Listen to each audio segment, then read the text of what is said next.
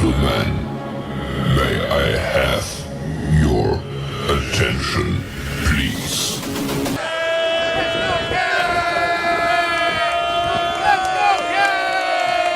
The show starts in 3, 2, 1, go. Good morning, CaneSport. It's October the 25th, 2022. I'm Gary Ferman, the publisher of CaneSport.com, joined as always by our managing editor, Matt Shodell, as we discuss the news of the day presented by LifeWallet, where the time is now to take charge of your personal health. Matt, for the fans, the time is now to tell them who's going to be playing quarterback on Saturday at Virginia, but it's not the time yet to tell them because we don't 100% know. If we're reading the tea leaves from all of our reporting, it is looking to us like it is going to be Jake Garcia, but no definitive word out of Mario Cristobal said yesterday that he does not know yet.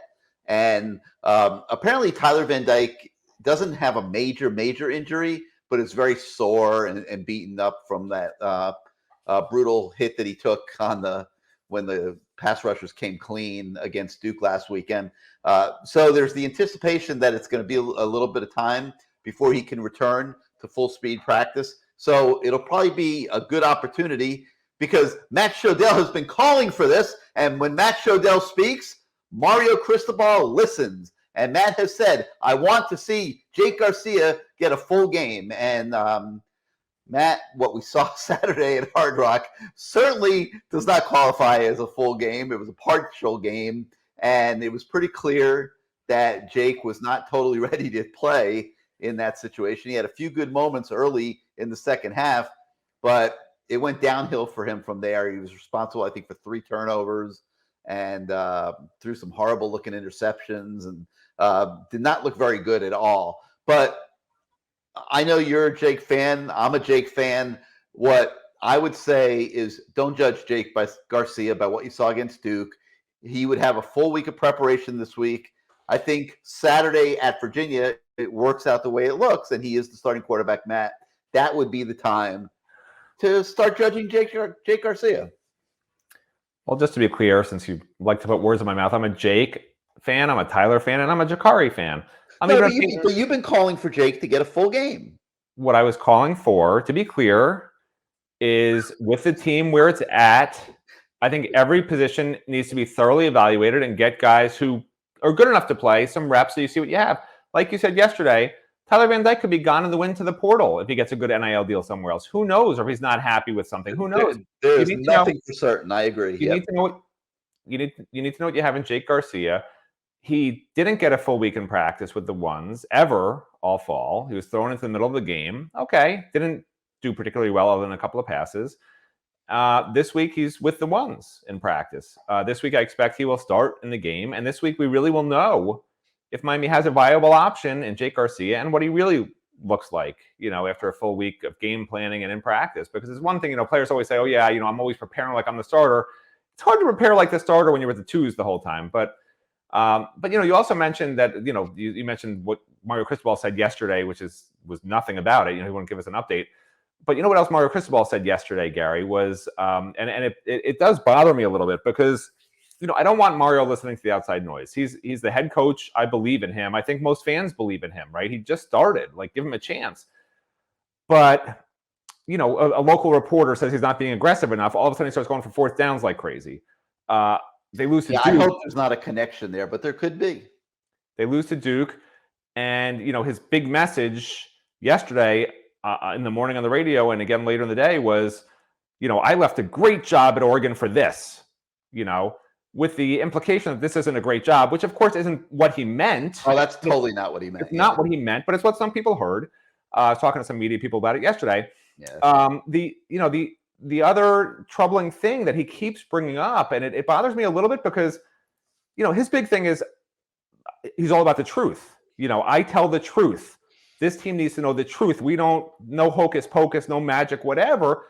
And he keeps on referencing how he took over a 4-8 team at Oregon and turned it into a champion there. But he did not take over a 4-8 team. He was the offensive line coach When Willie Taggart took over a 4-8 team, he took over a 7-6 team. Okay. And he did really, really well with it. Okay. At FIU, I decided to look back at that also. He took over an 0-12 team. And his first 3 years there, he was 1-11, 5-7, and 3-9. And then he turned that into a 7-8 team. In his final year, they won 3 games and went 3-9. So, Mario has shown he's able to turn things around, and he's done it through recruiting. That's his forte. Nobody will argue that. One of the best, if not the best, recruiter, connects with young people really, really well, will do whatever it takes. We know he texts recruits at 1 a.m. and at 5 a.m.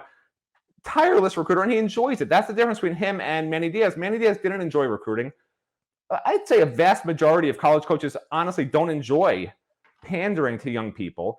But what Mario said yesterday also that struck a chord, which is a positive, right? I didn't love the messaging he gave about, it almost sounds like an excuse, like, well, look what we took over, is basically what he said in the morning. I don't love that he said that. But what I do love that he said, and he said it to us in the afternoon, he said, I'm a teacher. He said, that's what being a coach is. It's being a teacher. And teachers better love their jobs. If you're a teacher and you don't love, working with young people and bringing them along, even though it's frustrating a lot of times. I taught a journalism class for a couple of years at the high school level. While I moonlighted. Oh, geez, I wish I could have attended. While I was working for CaneSport.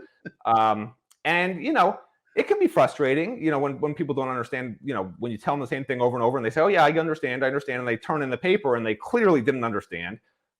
That's like what he sees on the field. But he clearly enjoys helping these young people along and being truthful in the process. So, I just wish he'd stop listening to the outside noise, stop talking about how he took over a 4-8 team when really Willie Taggart took over that team, and just focus on what he has at Miami. Stop talking about Oregon. Stop talking about the past. He mentioned Rutgers even yesterday, If you want to mention Alabama and make some comparisons, oh, okay, Kevin Steele did that. But, I don't want to hear about Oregon again. I don't want to hear about FIU. I don't want to hear about Rutgers, okay? I want to hear about champions. Alabama, okay, I'll hear about them a little bit if it makes sense in terms of what we have here. But there's no comparison here to Oregon. It's across the country. It's a different type of recruit they have there. And it's just a whole different animal what he's dealing with here, okay? And the struggles he has right now at Miami, he didn't have at Oregon. He took over a 7-6 team. Right now, and he made them better in his first year. Right now, he took over a team that was better last year than it is this year. It's not the same. Stop talking about Oregon. Let's fix Miami. And he did say, we're going to get a championship here. And I'm going to hold him to that, right? Because I need a championship. This needs a championship. All right.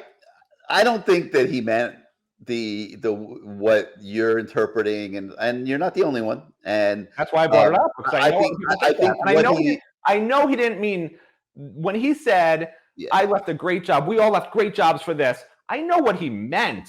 And I also understand why people misinterpreted it. And I'm trying to explain to people, he just meant he knows there's a major job here and he wanted it. He embraced it. He didn't say that. That's 100% what he meant. I knew what I was getting into here. I could have stayed in my job where I've already done it.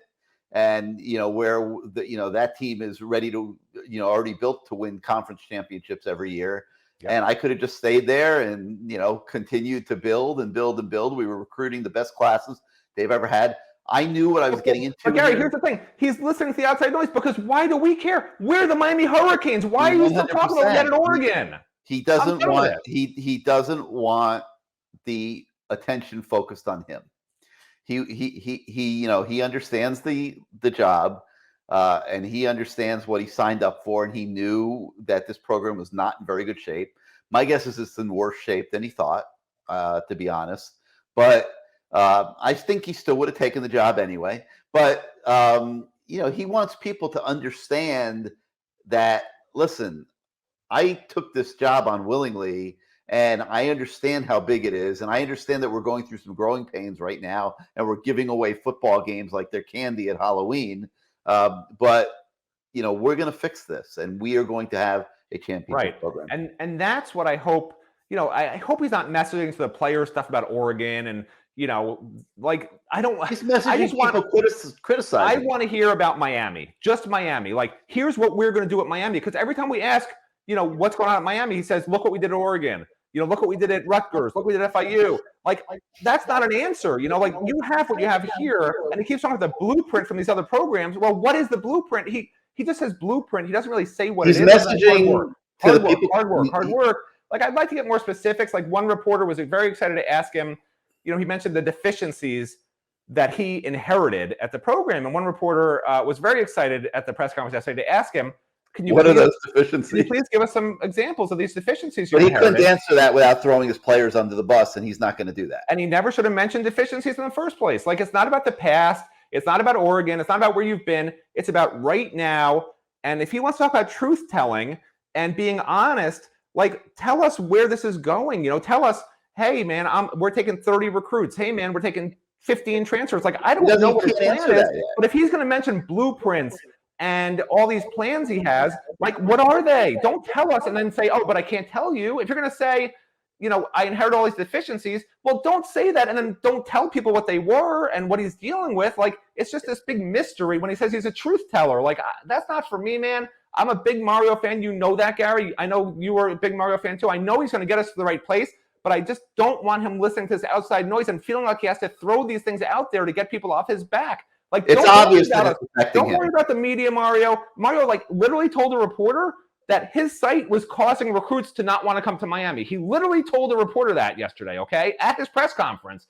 And, like, don't worry about that stuff. Like, I don't want Mario getting caught in the weeds like past coaches have, because he's such a good coach, such a good recruiter. I don't want his attention at all divided from what has to be the task at hand. 100% of his attention should be focused on that. And he's been known as a micromanager, but that was Al Golden's problem too. Like, you can't do that. Let someone else worry about calling that reporter and complaining. Let someone else worry about what Mario did in the past and digging that up. There was one reporter who did a whole story apparently on how the Oregon team that is doing so great this year, well, it's not really Mario's guys, because they brought in 6 starting transfers or something. Like, whatever, dude. He told me that yesterday. I'm like, why do I care about Oregon? Like, I cover the Hurricanes. Like, I just want to know about Miami, bro. Here's my read. My read is he is hearing the outside noise. I do think he's sensitive to criticism pointed in his direction. It hasn't just been local. It has been at the national level too. I'm sure that's rubbing him the wrong way. He understands that people do not have a perspective on what's going on here, but that doesn't make it any better for him, who's seeing his name thrown around out there as like a punchline, quite frankly. People questioning his salary, people saying Miami's not getting value for their $8 million this year. I think he is a little sensitive right now. I think that's obvious, and maybe he's listening to too much of it, much more of it than he should. But the truth of the matter is he's trying to recruit. He wants to recruit at an elite level, and he doesn't want to have the recruits that he is chasing listening to baloney like that. And so it is, it's rubbing him the wrong way. That's pretty obvious by all the statements. But you know what it's like, Gary? It's, for instance, there's some right-wing guy who's coming to my son's school at Wisconsin, and so somebody decided to spray paint something about the guy being a Nazi, whatever, all over the student union up there. I didn't even know the guy was going to talk up there until this became national news. Like, when Mario calls out a reporter for ruining Miami's recruiting, that's now becomes a story, and like, he should just let it go, because no recruit's going to read about anything like that. And it seems negative why is Mario talking about a reporter ruining Miami's recruiting? Like, that's not something a recruit would even think about until he says it. So what I'm saying is, I know where Mario's coming from, which is, hey, stop talking negative about the program, man. You're covering Miami, like, be a Hurricane, whatever. You say it to a reporter. Reporters generally don't care, but he said it. And like, what I'm saying is, the less stuff like that he says, the less stuff about Manny not giving enough people, which everybody knows, that's not a secret. Like, you don't have to say it and make it a headline, like Miami has no talent. That's the headline you want. The reporters are killing Miami's recruiting. That's the headline you want. That's why I'm saying, just make it about the future.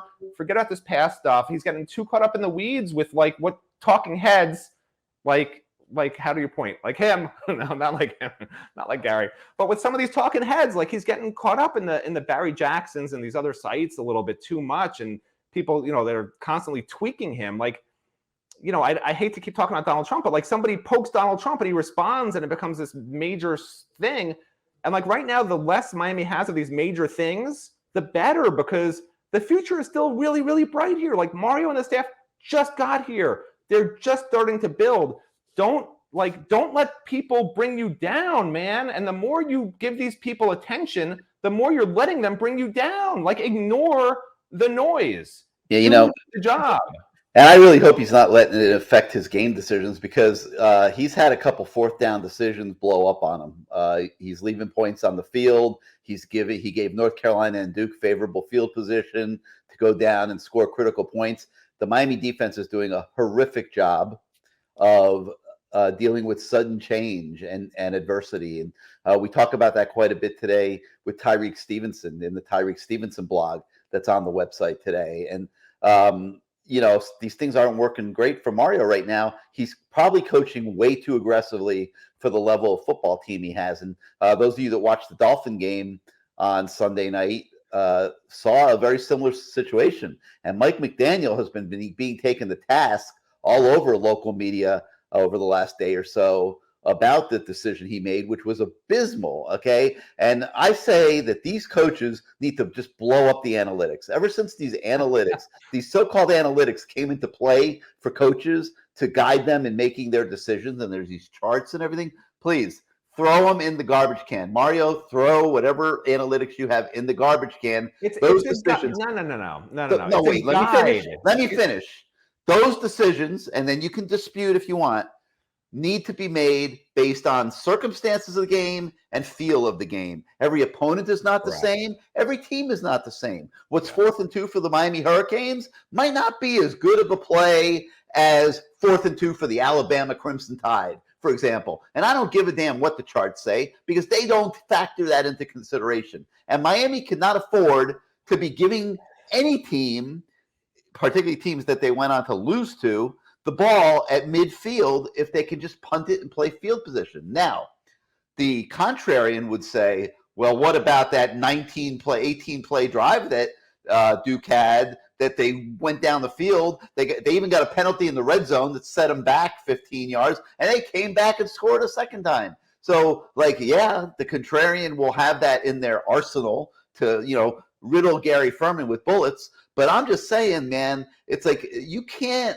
keep giving these teams the ball at midfield with this particular team, with a defense that does not respond well to adversity. And Mario might be following the analytics that are telling him go for it for all these fourth downs, but they are blowing up on him the way that they blew up on Mike McDaniel in the Dolphin game the other day, where I've never seen anything as bad as this one, Matt. I mean, he's up 6. He's got a chance to kick a field goal to go up by 9, which is a 2-score game, and it's 4th and 3, and he goes for it. And they don't get it. And they had to survive 2 late possessions by the Pittsburgh Steelers that a touchdown would have won the game. And they were thrown into the end zone. And he got bailed out because 2 of his defensive players made interceptions. The Miami Hurricanes aren't getting bailed out by interceptions, okay? They are not at that point where the Dolphins are, and they don't have defensive players stepping up in those situations right now, okay? Their defensive players are missing tackles, are blowing assignments, and things like that. It sounds mean, but it's true. To get back to the original point of all this, I agree with you, Matt, believe it or not. Mario needs to ignore the outside noise, but also in his own decisions, he needs to maybe take a little bit more consideration into the strengths and weaknesses of his current football team, and understand that maybe those analytics and things like that do not apply to this version of the Miami Hurricanes. What's the penalty for plagiarism? Because you stole exactly what I said yesterday about you can take the analytics, but that's the 50% average for every team in the country, and you're below average. Why would you do that? That's exactly what I said. You did say that. I remember, but I wasn't copying you just now, but I do remember. 100%. No, I remember you saying that, though, which means we 100%. Share. We actually, for a rare occasion, share a common opinion. And the only mistake you made was it was a 17-play drive. It wasn't an 18 or 19-play drive. 17. Yeah, other than that, I mean, obviously the Dolphins' decision, that was the Manny Diaz analytics book, I guess, because it was ridiculous. And whatever, I'm ready to move on from this subject because I already said everything yesterday that you just repeated. People are probably bored to death. So what's the next subject? Okay, so What is the next subject? So we started out just talking about the general conversations that we had with coaches, and Mario was obviously one of them, and it got kind of interesting. We also spoke to Josh Gaddis and Kevin Steele, and Josh Gaddis talked about how confident he is in Jake Garcia if Jake Garcia has to be his quarterback. But, it's really funny, Matt. I put the video of Josh Gaddis's interview on our YouTube channel, and like usually our videos get 100% likes, 98% likes. Like people are usually in favor of what we put on our YouTube channel. The Josh Gaddis interview only got 60% likes. Well, I mean, people are down on Josh Gaddis these days. Watching Josh Gaddis, I would rather watch the DeSantis Chris debate again, because it from last night also. But you watched that? Yeah, I watched that. How was it?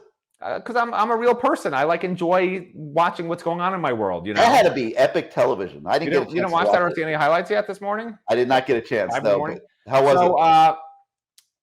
So they went back and forth. They didn't agree. They're like us.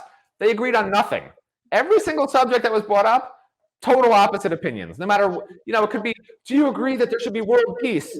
And Charlie's supposed to be like, Ron DeSantis doesn't want world peace. And, that's sort of how it went, So anyway, but Josh Gaddis, I don't know what happened. He had more of an affect earlier. We've only known him for however many months, really. But he had more of an affect and an affability about him. He seems very, very, I don't know if stressed is the word. He just seems very in a hurry. I don't know how to put it. He's different than he was at the beginning of the season with us. Hopefully it's just with us. Brusque in his answers. He used to be much more verbose to us. I'm not thrilled with what I saw yesterday from him, because it doesn't seem like I didn't feel the confidence ebbing from him. Whereas, Kevin Steele gets up there and, he's by nature more long-winded. I don't know, but he certainly struck a much more positive tone than the sense I got from Josh Gaddis. The sense I got from Josh Gaddis is sort of like a helter-skelter deal. Like there was no specifics, nothing in terms of what they're trying to fix. They have confidence in people. People just have to stick together and that's it. Whereas Kevin Steele went a little bit more into in depth on what went wrong, at least. Like he recognizes some of the problems. Josh Gaddis glossed over when asked about the turnovers, just glossed over it. Like, yeah, we can't do that. I mean, how are you going to fix it? That would be nice to hear. So anyway, but Kevin Steele acknowledged immediately that the biggest issue, for his team is eye discipline, first of all. Tackling in the fourth quarter was poor, which they're trying to fix. And sudden change, they dealt very poorly with it. And Tyreek Stevenson addresses that in the blog this morning as well. Something else Tyreek said that was interesting is that, which I didn't even know, is that apparently the offense and defense were not getting along real well at one point, and sort of pointing fingers at each other, as he said. But they nipped it in the bud very quickly. Right, which is what you want to see, And, when you talk to the coaches sort of off the record, they do sort of seem to think that the team's really is fighting hard, and the team really does have a good spirit, and the team really is giving great effort, which, it's like, to me, it's like watching, E.T. for the fifth time and expecting a different ending. I mean, yeah, what, Matt? I think the defense was playing pretty hard. I mean, their problems were on the offensive line, where the defense had a lead and gave up a 17-play, 76-yard drive, and then didn't stop Duke the rest of the game. But did you feel like it was because they weren't playing hard, or they just weren't playing well? There shouldn't be a difference, honestly. If you're a well-coached defense, playing hard should equal playing well. Like that's a formula. That's a Pythagorean theorem of defense. Play hard, well-coached equals play well. Not play hard equals play well. There's something missing. Either they didn't play hard or they're not being well-coached because they didn't play well. I mean, I think Keandre Smith, for example, wanted to play well. He just played horrendous. Well, you know what? I wanted this to be a good show, and it's horrendous. So, this happens sometimes. You have a bad day. Oh my God. But yeah, I mean, listen, the one thing that comes out of the Tyreek blog, which is on the website today, is you can see that these kids are trying to hold it together. They want to be better than what they are, and they're not packing it in on the coaches. At least it doesn't seem like they are. We'll know this Saturday. I thought we know against Duke. We can't keep saying we'll know this Saturday. We already know. If they go to Virginia and play we terrible, already know. We know what happened with this team. They should go beat Virginia pretty handily. Mario literally said yesterday, there's no hocus pocus to this. And if there's no hocus pocus, this team isn't trying real hard and isn't real good. So I'm hoping there's some hocus pocus, Mario. I need to see some hocus pocus, or I'm going to lose my SHIT, since some of these people that watch this can't spell.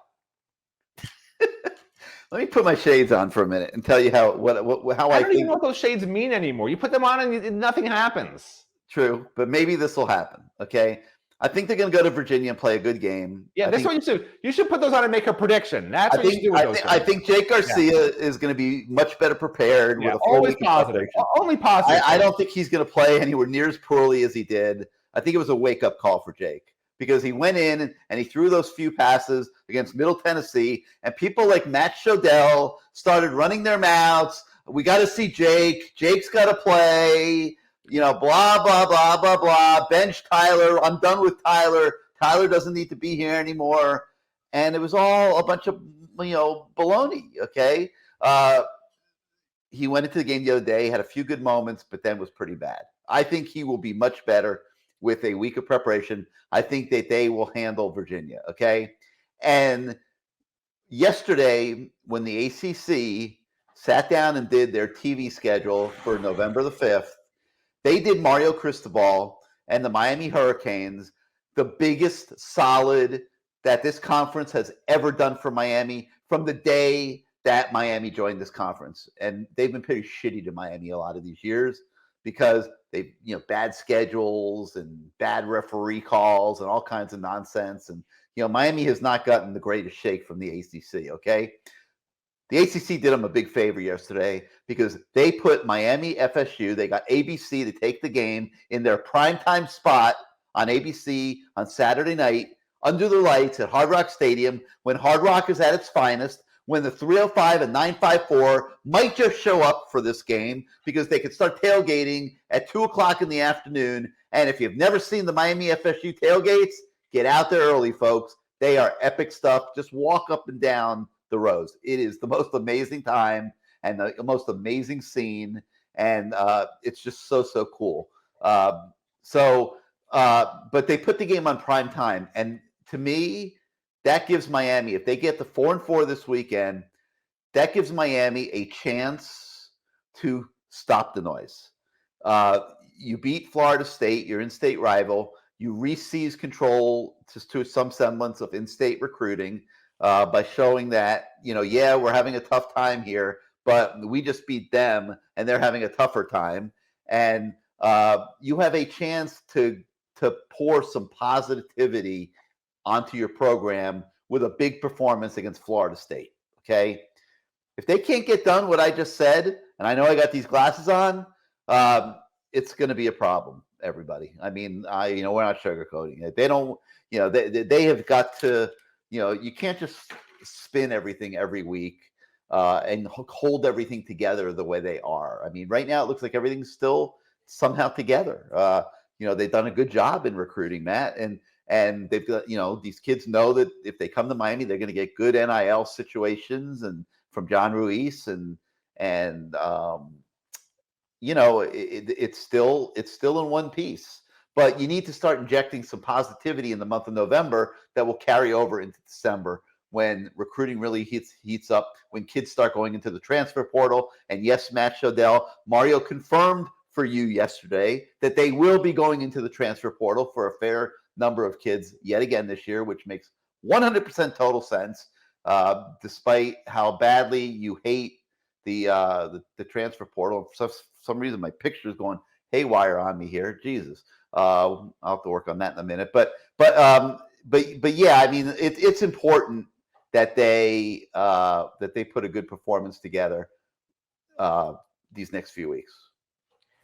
Oh, I finally can talk again. I Dude, you talked for 20 minutes before. Like, don't get your fan club all riled up. Gary, you interrupt Matt. Gary, all you do is interrupt Matt. I don't interrupt Matt. I let him go on his soliloquies. But every now and then I throw one of my own in there. And I can elaborate on stuff too. Yeah, and you also don't take videos of strange women gyrating in front of Joe Stonecrabs. But I asked Mario that question about the transfer portal. Okay, he didn't say they're taking a ton of transfers, Gary. He said, they'll do whatever they need to do to make the roster better. You made it in your hocus pocus land of the weird ass glasses that's he pointed out to you and you specifically how important the transfer portal was, for example, in their rebuilding of the defensive line and how well the defensive line is doing this year. Yeah, but he said that before I asked the question. Anyway, I was asking about recruiting, but whatever. People can read the story. You said that the ACC did Miami a huge favor, a huge solid. You know what went on at that ACC room when they decided this, or whoever the hell decided. They're like, this is our chance to finally stick it to Miami. They're terrible. FSU's going to kill them. If we put it at noon, no one's going to see it. There won't be any recruiting impact. Let's put it at 7:30 when the whole nation's watching, and it'll ruin Miami forever. They're not trying to do Miami a favor. They're trying to wreck Miami. The worst season Miami's had maybe in ever, depending how these last 5 games go. Like, it could be bad, bro. If they lose to Virginia and they're barely favored, if they lose to Virginia, they're not beating FSU. I got news for you. They're not beating Clemson. I got news for you. And they're not beating Pitt. I got news for you. And they're going 4 and what would that be? 4 and 7? 4 and 8? I don't know. Whatever the hell it is. Like, that's a disaster. Yes, okay, that would be a disaster. Yes. And it'll be on the national stage if they lose to Virginia, and then they lose to FSU. It'll be, the announcers will be talking about the downfall of Miami. Everyone wants to know, when will Miami be back? If they lose to Virginia and Florida State, the announcers will declare Miami is dead. Like, on national TV at night with all eyes on the Hurricanes on national TV. Like, that's a disaster. I would rather, the way this team is now, have that game played at 9:30 a.m. in London like these idiots in the NFL, where the people on the West Coast are waking up at 6:30 in the morning, and they're not waking up, by the way, and nobody's seeing the damn game. Like, if Miami plays great against Virginia and wins easily, then I'm okay with the 7:30 p.m. game. But if they look like they did at Duke and at these other games, like, again, I mean, I don't want to see that on national TV with all the recruits watching around the country. Like, that's a disaster, man. That's not doing Miami a favor. Like, yeah, maybe Miami can magically hocus pocus this thing back, but Mario said hocus pocus doesn't exist, and I believe Mario. All right. Now that you've conjured up that whole fantasy that you just laid on everybody for the last 2 minutes, I'm going to tell you why it's total fantasy. Because I'm going to tell you what really drove this. Okay, what really drove this was Adidas making a phone call and saying, "Hey, man, like, we've got a lot of money invested in these Miami Knights uniforms and hats and t-shirts and everything else. We need a goddamn high-profile night game so that we can roll this stuff out." Okay, right. So Miami FSU would be the perfect one for you guys to do that and throw us a solid. And I think that's what really drove the decision. That, and probably there was no other game to give ABC. Might be good for Adidas. Might not be so good for Miami, depending what happens. Well, what other game? What if Miami wasn't going to get it? What were they going to put the Pitt game at night? Like, no, the Clemson game could have been. But here's the other problem. That's on the road. That's a road game. They needed a home game. You want a home night game? They needed a home night game. The uniforms. I forgot it's all about the uniforms. The whole Miami Knights. I forgot it's only about the uniforms. It's about the uniforms. I forgot it's only about the uniforms. Okay. It is. But you don't think Adidas? Forgive me for worrying about along with Nike. Like, they can't roll out Miami Knights at Clemson. They have to roll out Miami Knights at Hard Rock Stadium. So that's what drove the decision to put Miami FSU in primetime. Thank goodness, because that is certainly what the doctor ordered for Miami. I hope Matt Shodell is wrong. I hope that they don't blow that opportunity, because at some point this season, they got to get something right, and they haven't gotten anything right yet. So now is the time. The time is now, as John Ruiz would say. Speaking of which, I think this would be a great time for us to hear from our friends at LifeWallet. I'm Angela Green, and I am LifeWallet.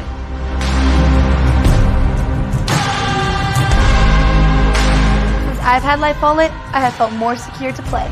To protect you and your family, download LifeWallet now.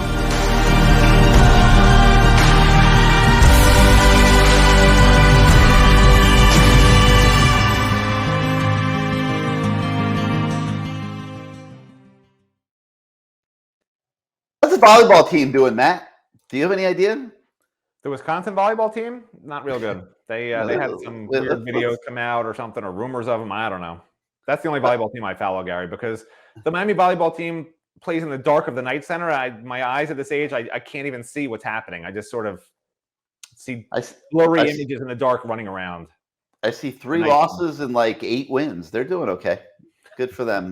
Those are nice girls, man. I'm not gonna tell everybody go out and watch the women's volleyball team at Miami. I know you're not gonna do that. You don't have that kind of time. But they're very nice girls, and they did a nice job on their LifeWallet commercial. So applause for them. All right, couple other things we'll talk about today. Our Eye to the Future series continues with a look at the running backs, and we're not going to get too into that on this show because we're giving you guys a separate show on the running back feature, but a very interesting analysis of the running backs, and like the quarterback position, there might be a lot more than meets the eye here with the running backs as it pertains to the future. Because here's the question I'm going to ask: where's the franchise back? Okay, and I'll leave you with that thought. You could think about that, and then you could switch gears and go over to our running back roster analysis and watch the video there, and you'll see what I have to say about that. But pretty much there is no franchise back right now, and Miami needs one. And so I think they'll be looking in the portal. I think they'll be obviously looking in recruiting, and we'll talk a little bit about that over there. Other things that are on the website today, I mentioned the Tyreek blog. You got the Miami Hurricanes in the NFL Week 7 highlights. That's always a fun weekly feature that we have. So make sure you take a look at that. You've got all of the different coverage of all the different media sessions that Mario Cristobal and the coordinators did yesterday on campus. So if you haven't read that yet, make sure you take a look at that. And we also have a story on Miami Hurricanes commit Frankie Tinalau, who talks about how the on-field struggles are not affecting him at all, and that he expects this entire recruiting class to stick together. So make sure you take a look at that. So that's going to do it for today for the Matt Shodell Show that we sometimes call Good Morning CaneSport. We thank you so much for starting your day out with us. If you like this show, hit your subscribe button, hit your like button. It helps us with YouTube, and we totally appreciate it. If you have not yet subscribed to CaneSport.com, please do so. We're trying to bring the whole Canes Nation, Canes fam together in one spot, have a killer community. It's been going well. But our $1 site move special that we've had now for a few months is ending after this week. I mean, it's got to end at some point. So it's over after this week. So if you haven't subscribed yet, now is the time. Please get your subscriptions in to CaneSport.com. Now is the time, or the time is now? I thought it was the time is now. Now is the time? That's the new thing? Jesus Christ. Which is it? Now is the time, or the time is now? Make up your mind, man. How about both? Is both okay? No. Now is the time to say goodbye. So for Matt Shodell, I'm Gary Ferman. Thank you so much for joining us. We'll see you tomorrow on this show, and we'll see you over in the running back feature for running back talk. Have a great day, everybody.